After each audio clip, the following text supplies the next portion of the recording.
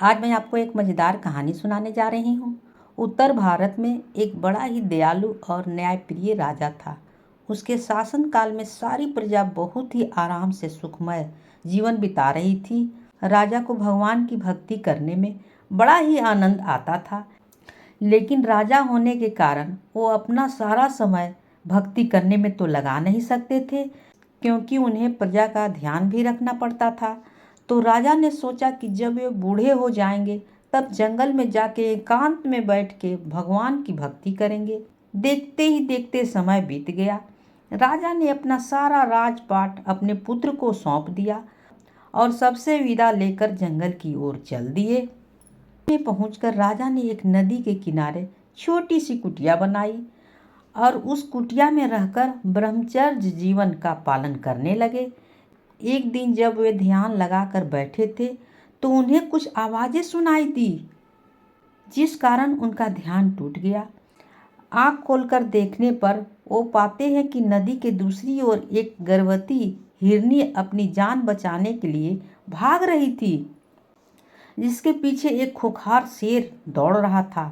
तब हिरनी ने अपनी जान बचाने के लिए एक छलांग लगाई, जिससे वो नदी पार करके अपनी जान बचा सके।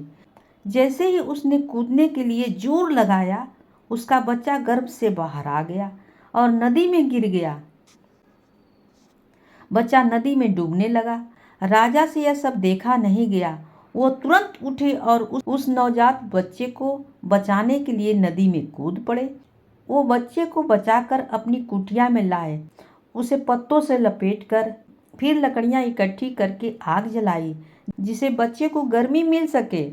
इस तरह राजा ने उस बच्चे की जान बचाई और तब से वो हिरन राजा के साथ ही रहने लगा।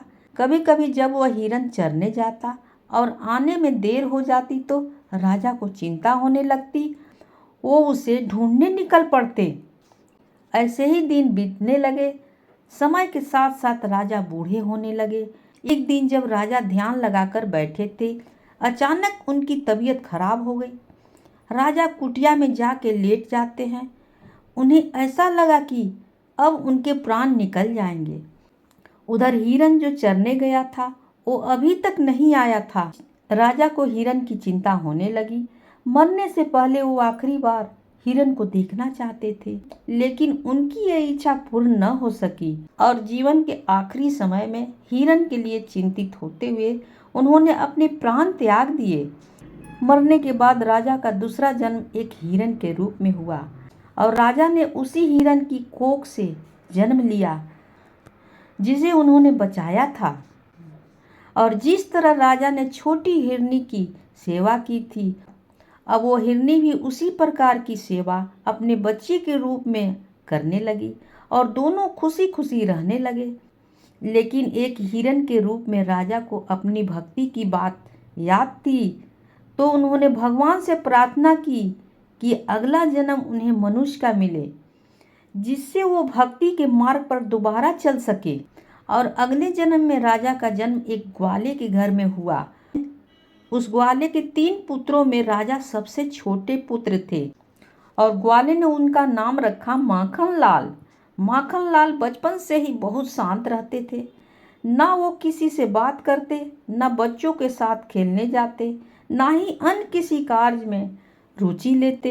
ये सब इसलिए था क्योंकि माखन लाल को उनके पहले जन्म में की हुई साधना और भक्ति के बल से सब कुछ याद था कि उनका जन्म मनुष्य के रूप में क्यों हुआ है। इसलिए वो बिना किसी से बोले मन ही मन में नारायण का जाप करते रहते थे।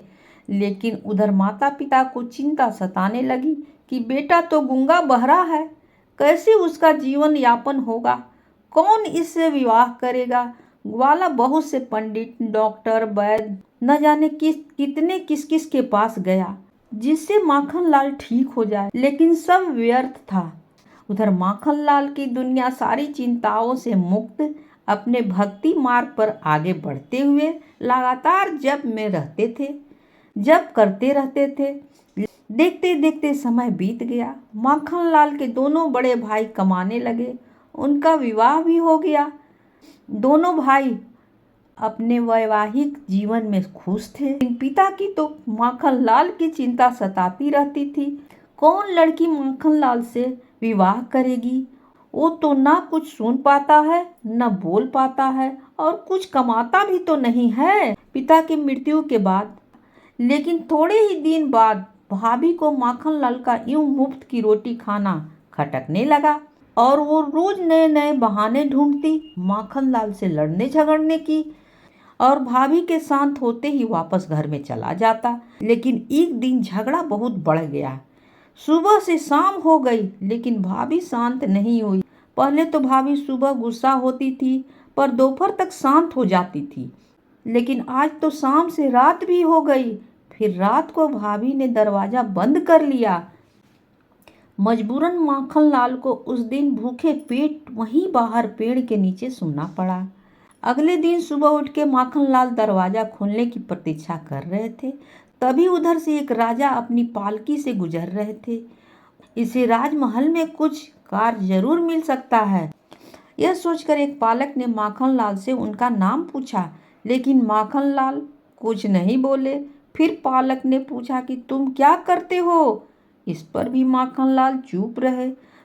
तब पालकों ने सोचा कि लगता है ये गूंगा बहरा है, तो इन्होंने माखनलाल को इशारा से पालकी उठाने के लिए साथ चलने को बोला। कुछ दूर जंगल में चलने के बाद अचानक से पालकी हिलने डुलने लगी, क्योंकि माखनलाल ठीक से चल नहीं रहे थे।